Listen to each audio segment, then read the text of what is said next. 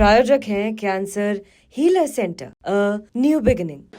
लेकिन हमने अब इस कानून में बदलाव किया है ताकि मुस्लिम समुदाय के सभी गरीब से गरीब व्यक्ति का भी इसमें भला हो सके।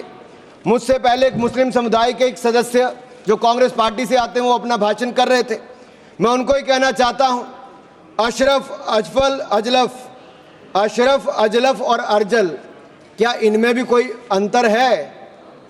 और राहुल गांधी जी से पूछना चाहता हूं, और अखिलेश जी यहां पर पहले ज्ञान बांट रहे थे थोड़ा सा, क्या मुस्लिम समुदाय में भी जातियां हैं? क्या भेदभाव है? क्या छुआछूत है? लाल टोपी वालों का मैं बताऊंगा अभी 2017 में जब आपकी सरकार आने से पहले घोटाले कितने थे, एक नहीं अनेक। लेकिन इनके काले कारनामे आज खत्म हो जाएंगे सर। ये विधायक कांग्रेस की तुष्टिकरण की राजनीति का अंतिम संस्कार करने वाला है, मैं विश्वास दिलाना चाहता हूं। This will be the last nail in the coffin of Congress politics of appeasement.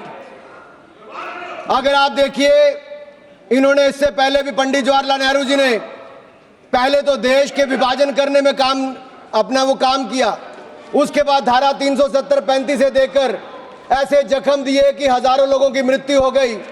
लेकिन ये नरेंद्र मोदी जी की सरकार थी जिसने धारा 370-35 को सदा के लिए खत्म करने का काम किया है। यह हमारी प्रतिबद्धता थी मुस्लिम समुदाय की बहनों की ओर। जो ट्रिपल तलाक से निजात दिलाने का किसी ने काम किया तो नरेंद्र मोदी की सरकार ने किया है। आपने तो वायदा किया था कि जो पाकिस्तान, बांग्लादेश और अफगानिस्तान में रह गए हैं उनको वहीं पर पूरा न्याय मिलेगा, लेकिन नहीं मिला। लेकिन उनको भारत में भी आकर अगर उनको नागरिकता देने की बात थी तो आपकी सरकार में 60 सालों में नहीं हुआ। सीएए कानून किसने बनाया? तो वो भी नरेंद्र मोदी की सरकार ने बनाकर वो काम किया है। मैं एक बात और इसमें कहना चाहता हूं, अगर इसमें एक के बाद दूसरा देखा जाए, कांग्रेस ने कहीं ना कहीं और कांग्रेस के सहयोगी दलों ने वोट बैंक के लिए संविधान का सौदा कर लिया है, और ये सौदा ही किया है। तभी तो हमने एक के बाद दूसरे उदाहरण देकर कहा कि आपने कैसे उसको अपना वोट बैंक किया, एटीएम बना के रखा। लेकिन ये जो बिल है ये अन्याय की जड़ पर प्रहार है, और इस प्रहार के बाद सबको न्याय और न्याय ही मिलने वाला है। हमने कहा है कि प्रत्येक वक्फ संपत्ति रजिस्टर हो, पंजीकृत हो, उसके आंकड़े होने चाहिए, और हर झगड़ा कानून के अंतर्गत हल हो, किसी डर और भय के अंतर्गत ना हो।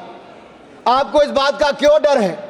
अगर किसी को न्याय मिलता है, ट्रिब्यूनल के बाद अगर कोई हाई कोर्ट, सुप्रीम कोर्ट जाना चाहता है तो आप क्यों रोकते हो? देश में हर कानून के अंतर्गत, चाहे इनकम टैक्स का हो या कोई भी हो, आप एक के बाद दूसरे कोर्ट जा सकते हो। लेकिन वक्फ में ये कानूनी रोक क्यों लगा कर रखी थी? ये बिल जो कहा गया किसी धर्म के खिलाफ, ये बिल किसी धर्म के खिलाफ नहीं है। यह बिल भ्रष्टाचार, धोखा और धार्मिक सामंतवाद के खिलाफ है, और हम इसके खिलाफ रहेंगे। ये बात स्पष्ट है कि ये आस्था का विषय नहीं है।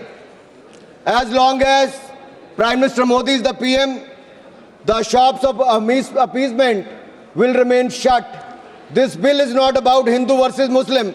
This is law versus lawlessness, constitution versus corruption, Bharat versus internal partition. और ये पार्टीशन एक बार हो गया, अब आपके कारनामों के कारण बार बार नहीं होने देंगे।